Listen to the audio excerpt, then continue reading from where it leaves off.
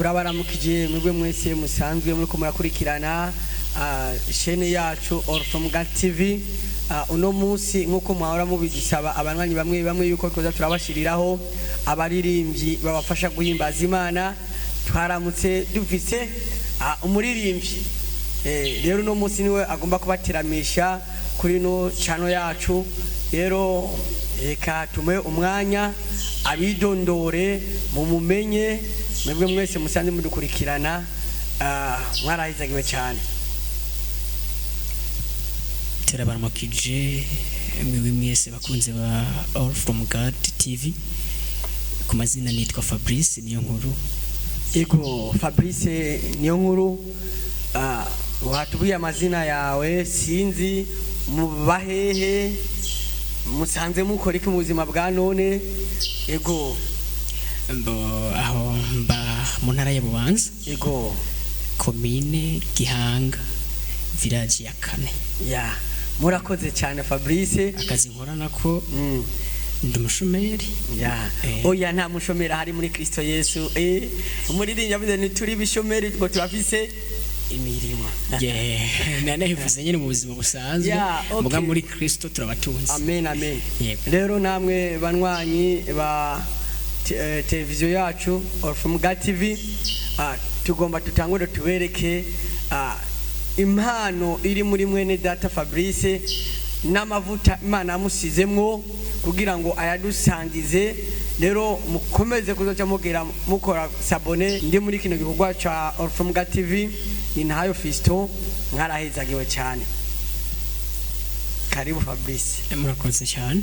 Imana ibahe umugisha. Amen amen. Imana ishimwe. Tunejejwe n'Imana muri kano gatondo ko yaturamukije katwongera ubundi munsi mwiza kugira ngo tuyihimbaze tuyitazire, kuko ni Imana yo gushimwa, ni Imana yo gutambirwa, ni Imana yo guha icubahiro, Imana data wa twese, se umwami wacu Yesu Kristo.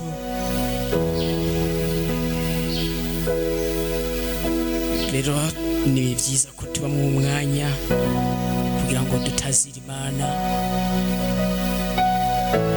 guhimbazanye nanje guhimbaza Imana, kuko nivyo bibereye abana b'Imana.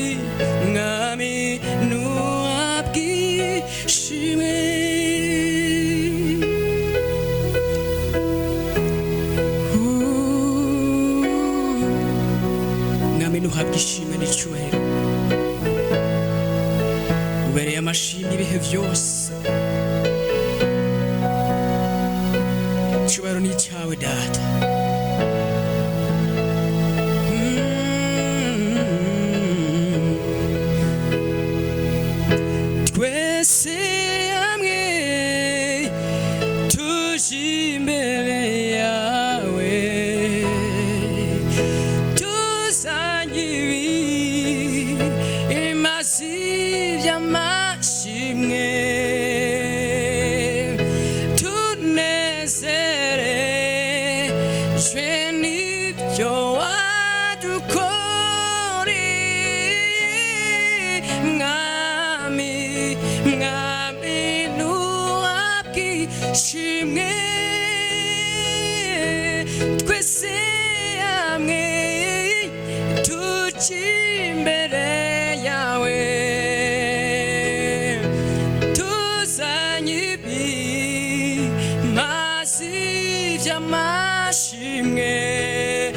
haleluya tunezerejwe n'ivyo wadukoreye mwami mwami nuhabwe ishimwe mwami mana yacu mwami nuhabwe ishimwe ubereye byose mwami yesu mwami nuhabwe ishimwe bazura ibyapfuye bikazuka mwami nubereye amashimwe mwami yesu ubereye amashimwe